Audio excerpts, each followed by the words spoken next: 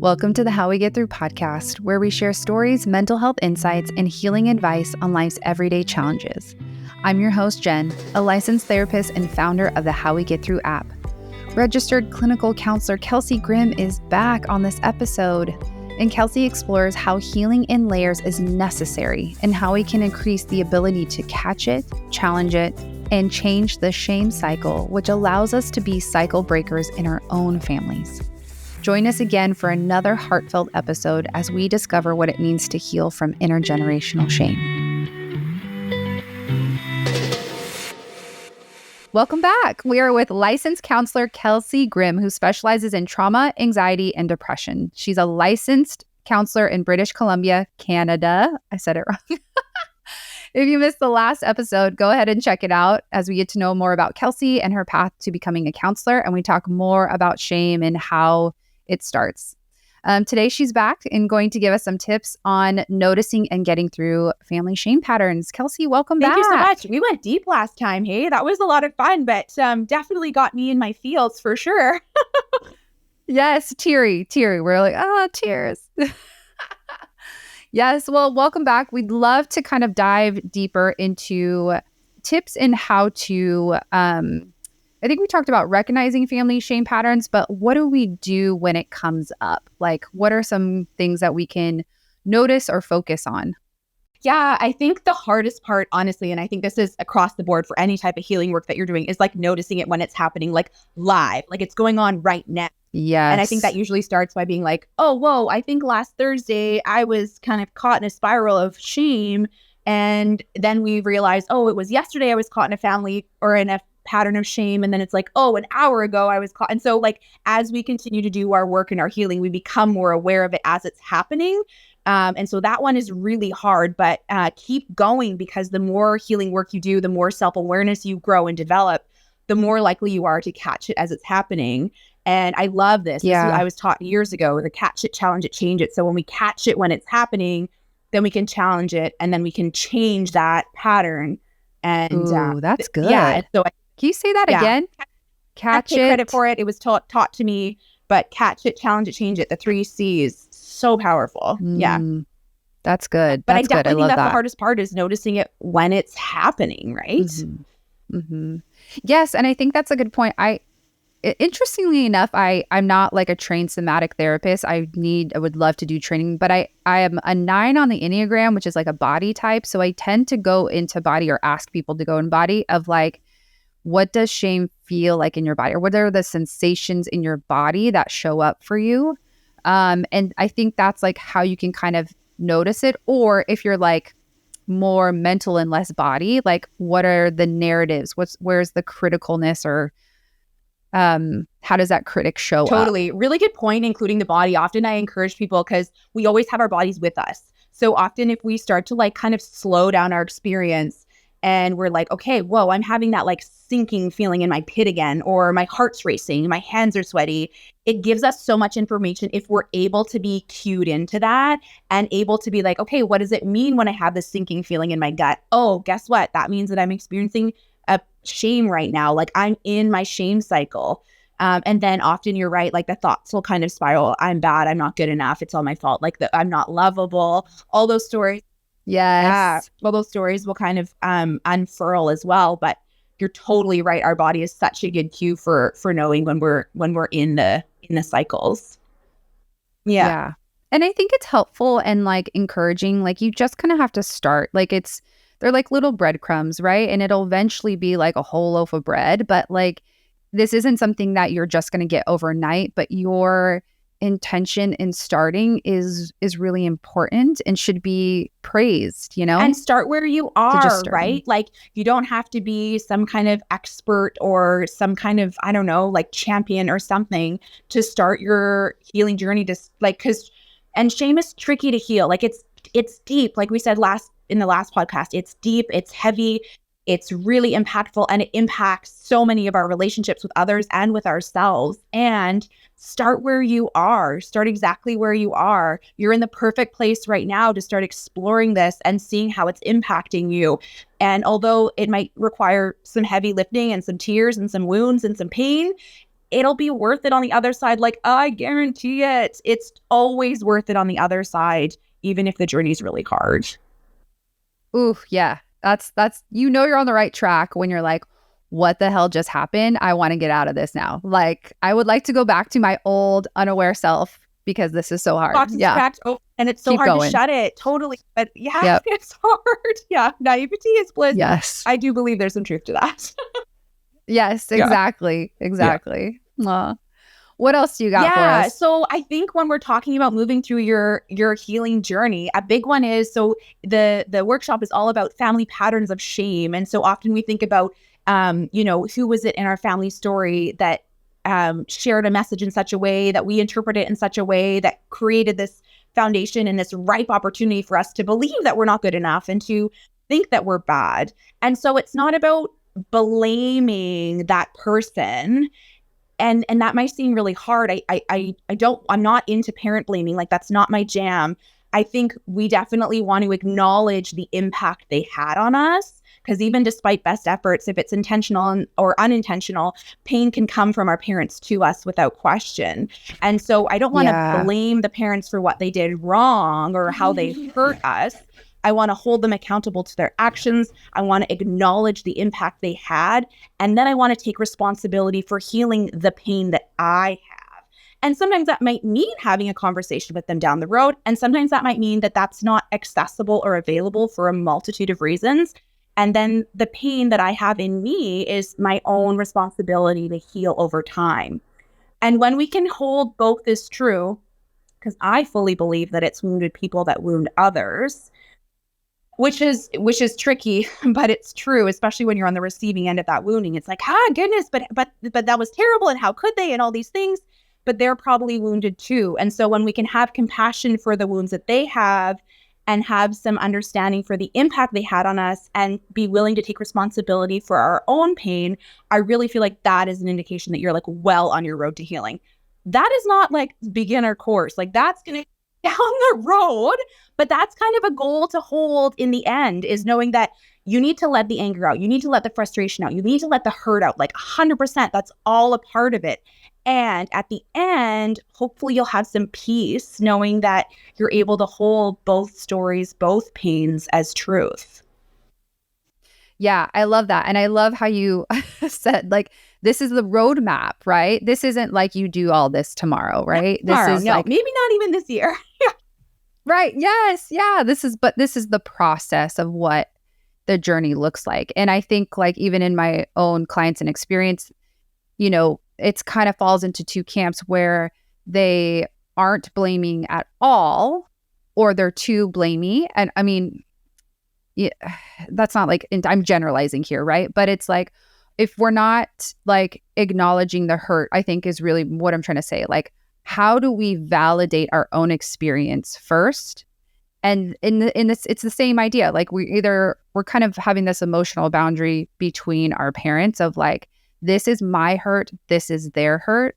And in the middle, like, this is how they kind of came together, right? And so what I'm hearing you say is like, when you can kind of keep them separate, but see how they come together, you can take responsibility for yours and you can give back their responsibility for theirs. Give it back. I love that for sure. Meaning that you're no longer carrying it. And their healing is not like, we can't expect necessarily that they're going to heal. We can't take responsibility for their healing or know that that's the path that they're going to take. And that can be really hard. It's like, well, why am I doing all this heavy lifting? Why am I so willing in the relationship to do all these pieces? And totally like put that back on them. And so if and when that same kind of thread comes up in the relationship and they're trying to kind of put shame on you again, it's like, whoa, like, that's actually not mine. Like, I don't need to take that on. I don't need to carry it. Right.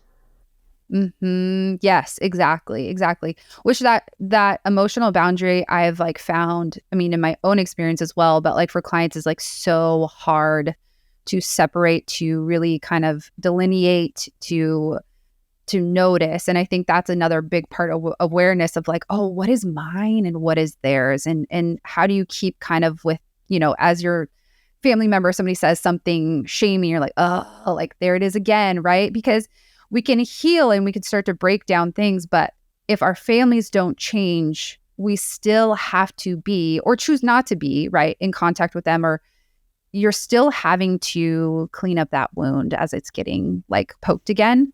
I think that could be one of the hardest things is when we've done so much work ourselves and we see these, like, you're right, like the family story hasn't changed or hasn't evolved, and we kind of go back into it and we feel like we're going back in time, but like we've evolved and moved through it. I'm a big fan. I'm rubber, your glue. I tell this to so many of my clients, like really like let it bounce off of you. Like I know it's like so elementary, but truly like I'm rubber, your glue. Whatever you say sticks, sticks to me and doesn't, I don't know, whatever. It Bounces off me there and you go. sticks to you. Yep. So if they're, Yeah. coming at you and it's not yours, like let it bounce off, let it fall off. It's not yours to hold. It's an indication of where that person is in their healing journey or their wounds. And if they haven't done their own heavy lifting, my heart goes out to them, because really it's so beautiful to do the heavy lifting and come to the other side. The whole world gets shinier, even though it's hard to go through, the whole world gets shinier. But a lot of people, like, we're among the walking wounded, right? And so wounds get kind of thrown around all the time and can continue to create lots of pain and lots of patterns of pain, but don't let it hang on to you. Like let that one go. That's not yours. But yeah, those emotional boundaries are hard to even know when to put them up or what that would even look like, right? Yeah. Yeah. And what I think we've kind of talked about in the last episode as well is like this idea of healing family shame patterns, or healing in general, right? Is like a lifelong process that you start to like pick at the layers and you start to see that the world is shinier. You start to heal, you start to feel better. And I think in that example, like if a family member kind of brings up something that like stings a little bit, like that, when you get to a place of having empathy, you be like, oh, there's the cue, right? That's their shame, or that's their stuff that they're stuck in. And I'm going to give that back to them, right? Like easier said than done. But again, that's kind of the blueprint of what healing looks like when you stay in contact with family. Totally. Yeah, totally. And I mean, so often we are in some kind of relationship with those people in our lives still, right? Whatever that looks like. And so how can we do that in a way where we can stay true to our own healing journey, knowing that, right, they might not have chosen that same path for sure. Yes. So good. Mm-hmm. But so good. All right. What else you got? So the last tip is kind of about, I guess, what we're talking about too, right? Is being the change agent and like doing the tough work and doing the hard work. Because as much as we have generations behind us, oftentimes we have generations in front of us, whether that's our own kiddos or littles around us or nephews and nieces, right? There's another generation that's coming up underneath us too. And so when we can be a change agent in this story, in this family pattern of shame, it's really powerful knowing that we can have such a significant impact for the littles that are to come, and that we can change the story. Like you totally have the power within you to change a piece of this story, and the wounds that have been created. And often I'll hear from folks that come in that do have kiddos, and they'll say, you know, I want to be better for my kids. I had this happen to me from my parents, and I want to do it differently for my kids. And that is like such a beautiful thing. And from something so painful, something beautiful can be created. I will also say, kind of playfully here, that it's not all on you though. So, you know, it wasn't your choice to be raised in this family pattern of shame. And so absolutely do your part to contribute to healing a piece of the story. But your kiddos also are stuck in this family pattern too. So they get to do some heavy lifting as well down the road, right? Like it can't all be on your shoulders to do this perfectly. That's not the expectation. But setting a beautiful tone for them and being willing to have these conversations. And when wounding happens, being willing to come back together and make amends, like those things are so powerful. But please do not set your standards to perfection. I don't even really know what that would look like here. You know, having a lot of self-compassion along the way is going to be really important as you continue to like work through your own healing and face these pieces. Yeah, I think it brings up an interesting point, I think, of like white Western psychology versus like collectivistic cultures, right? Of like, how do you heal on your own, but can we also be a part of healing our communities or healing our families? And I think the more that I'm like evolving as a therapist, my parents or my mom came from Hungary. She was born in Australia and they moved to the States when she was like 1 or something. So I have a little bit of that in some ways of like immigrant grandparents. but also I'm like second or guess first generation born here. So, right? Is that right? Yeah. I don't know. It just it like hits home, but it's also like, but what I was taught in school was like cut off from your family. Like you're on your own, kid, you know, like this such a separateness. And I even think like I'm getting a little more worldly here. I think like as we see the things that are happening out in the world, it's like, God, like why can't we just take care of each other? Like, or how do we take care of each other and stop like cutting and running and saying that it's just like it's all our responsibility or it's only on me or it's just me. And so again, like there's a fine line to dance and it's going to be different for everyone. But I think it's like, how do we do this healing enough on our own, but also heal within spaces or communities that can be healing for us as well. And we can be healing for other people. Totally. And like so much of our lives is in relationship. And I mean, yeah, to cut off, even if you cut off like physically, there's still like impacts. Like our experiences from whenever back in the day are still like a part of us. They're like alive within me. So even if I have the mirage of being cut off from those things, they're still like a part of me today. I've done a lot of, I've had some really beautiful connections with the Indigenous community in British Columbia, and they've taught me so much about this more like interdependence versus like the Western like independent model. And they talk about 7 generations, that it takes 7 generations for like a family story to be healed, and that we want to think about 7 generations ahead of us and consider all the elders and the 7 generations behind. So it's really a shift in our lens as well, as opposed to like it's just me and my hubby and our kiddos and our dog and our cat. It's just us in our little world, as opposed to like, oh, whoa, I'm a part of this collective. There is this beautiful opportunity for interdependence, and I can have a birth family, I can have a chosen family, and yet like whichever feels right. But there is this opportunity to be a part of community. And such beauty can come from that, right? Yes, yes. Which I think is something we were not taught or think about or learn about. So I just like, yeah, it's a beautiful thing that I'm trying to see how to incorporate It more. kind of shifts the lens of it too, I think, because psychology is so individualistic.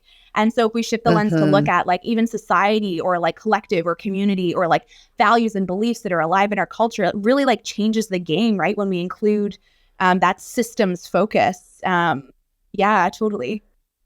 And like even having the power and the support of 7 generations before and 7 generations after, you know, like that, I don't know, that feels like really good to me. That feels really like empowering. You're like, oh, it's like I'm not just like me on my own. Like they've got me, whoever they is, right? Like, oh yeah, totally.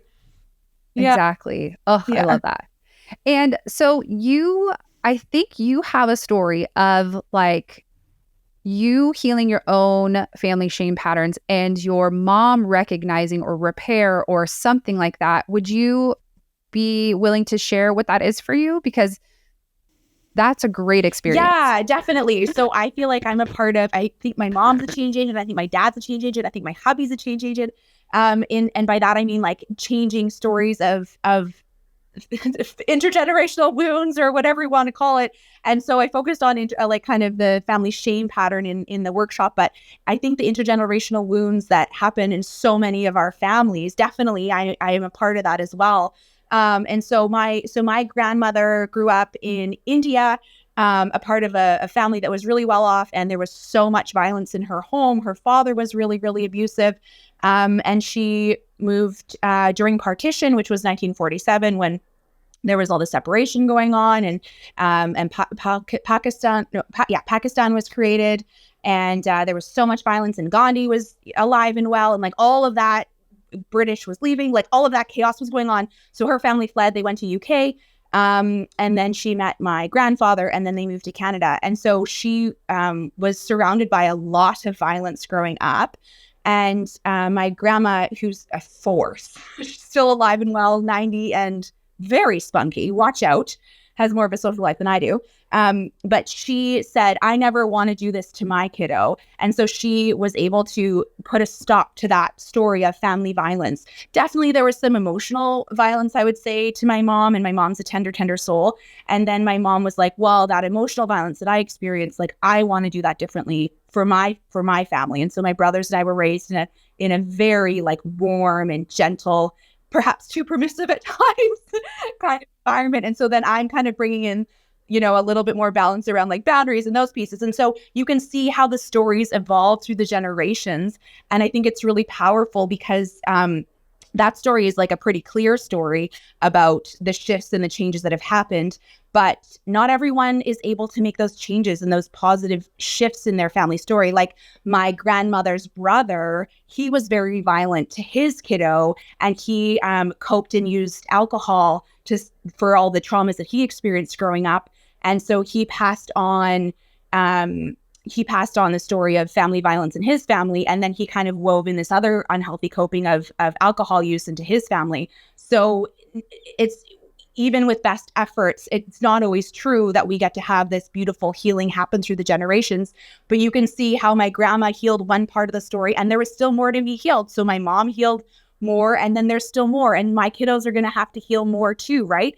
And so we're all a part of this lineage and these family stories. And I think it's really beautiful, and we're able to work to change a piece of that. I'm getting teary again. I just love that. I think that's such a beautiful illustration of how, when you take responsibility for one thing, right? One thing, how different your children will be, how different your family lineage will be, how different your experience will be. And it's almost like you like chipping away again at the layers of like, this feels like the most important thing for me in my experience. I really want my kids to have a different one in regards to this one thing, right? Because it is a lot to change everything, to be responsible for everything. Like we're all going to mess up our kids somehow, we just hope it's different than we were messed up. Like, and I think that's true for my parents as well. Like, it's like, oh, here's the things that I never got, and I'm going to give you all of them, totally. right? So, and I love choose one thing. I think that's so true. It's too overwhelming, or like, how would we even choose all of it? But then there's this other piece too of like, okay, so my husband and I, so we now have like blended family stories. So he's done some healing in his family story, and yet some of his wounds are still going to come through, right? So it's constantly and evolving. So I bring this story and he brings that story. And so, what the heck's going to happen to our kiddos? Like, what story are they going to have that they're going to want to, oh my gosh, my mom did this. That was so terrible. My dad did this. Like, what do I want what do I want for my kiddos? And so knowing that it is always evolving, and we can totally do our part to heal like one bit or one aspect of it. And that is powerful. Yeah, no, that's very true. Now you're blending two traumas. Also, like, there's a blended family. There's even more like cooks in the kitchen, right? So it's,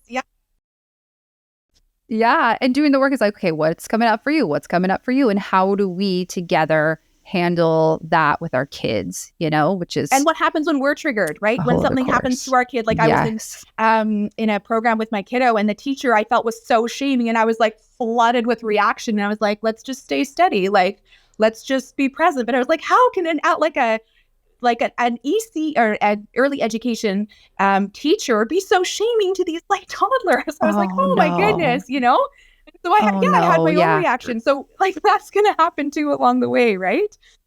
Yes, exactly. Oh, it's so true. It's so that gut reaction, that body reaction of like, this is not right. This does not feel right.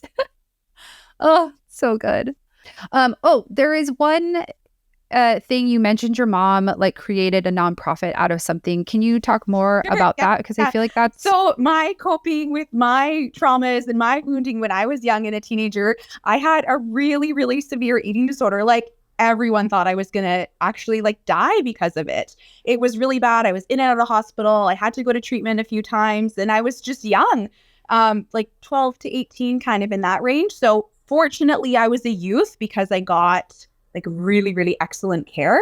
And through that, I mean, so much healing. And my family, like toot to my family, they knew that like mental health is not just like, it wasn't just like all about me, all about Kelsey. It was like a family story. And so I think my mom at the helm of it, our whole family, like, I don't even want to know the bills for counseling that we went through, right? Like we did so much counseling as a family unit. My folks did it. My brothers were in counseling. And my mom knew that the environment at home had to shift and change if we were all going to be well and move forward together. And so like mad credit to her. And so I've definitely like, I'm in a really great relationship with my body. I'm kind of in awe of it, growing humans and doing all these amazing things. And have done my own trauma healing. Trauma is very often correlated with eating disorders. So I did a lot of trauma healing on my own. And then a part of my mom's healing from the experience of the eating disorder, because that was a trauma in and of itself in my family story, going through that for my brothers, for my folks, for sure. I was kind of cast into the role of the person that experienced the eating disorder, and yet all of them had their own really significant stories of going through that time together as well. And so a part of my mom's healing journey is she co-created the first nonprofit treatment center in Canada for kiddos, like youth rather. I think it's like 30 or 25 and under, and it's in BC. So we didn't actually have treatment centers like that here. I had to go to the States for care because I was literally dying in the hospital. And so my mom is a force. And so she took on the government, and with a couple other powerful mamas that also had kiddos that had really bad eating disorders and had to go out of country, created this center. So my the wound of my eating disorder in my family, that was my coping for so many other things, has now turned into this beautiful thing that's creating healing. Yeah, I know. Pretty cool, right? Yes. Why do you want me to cry again, Kelsey? Damn. That is so remarkable. I think there's so many things in that story that I'm like, when you talk about your mom being a change agent, I mean, I think I'm like, oh, I think there's so many things I wish that my parents would have done for me or seen in a lot of ways. And so I think that's for your mom to do that and see the family. I mean, even your course on family shame patterns, it just feels so beautiful that it's been your lived experience. It's been hard, but I think it's such a testament to how this is full circle or gets to kind of work together as well. That is just so I mean, powerful. I kind of joke with a lot of people, and I'll say hey, counselor insider tip. Often we become experts in the areas where we have to do so much healing. And so what do? I do intergenerational trauma. I do trauma. I do depression. I do anxiety. I haven't gone down the path of doing a lot of eating disorder work. And I don't know why exactly. That just hasn't been the path. I think for me, because the eating disorder was created from a place of trauma. So trauma is kind of my jam. But yeah, it's true and I think there's something so beautiful about lived experience when we've been able to, I use the word alchemy. I feel very in awe of the supports I've had along the way and the heavy lifting that I've done. And I do feel like an alchemist. I've taken all of this pain and wounding and yucky stuff that's gone on in my life and shifted it into something really beautiful and continue to do that. And so I think that therapists, counselors that focus in on a certain area are probably know something about that in their personal life.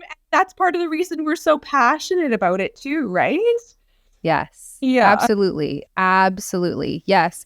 Thank you so much for sharing that story as well. I think it really helps people connect to the therapist as well, that if you're what makes you an expert on this, and it's yes, my schooling, but also my lived experience.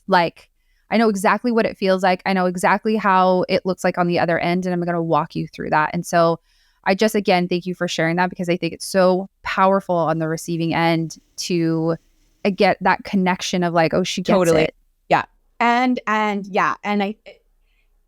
credentials are great, but you got to go through, I don't want to go across the country and have a tour guide take me somewhere they've never been. If I'm going across the country, I want that tour guide to have been there and know where the best coffee shop is and the best pizza parlor, right?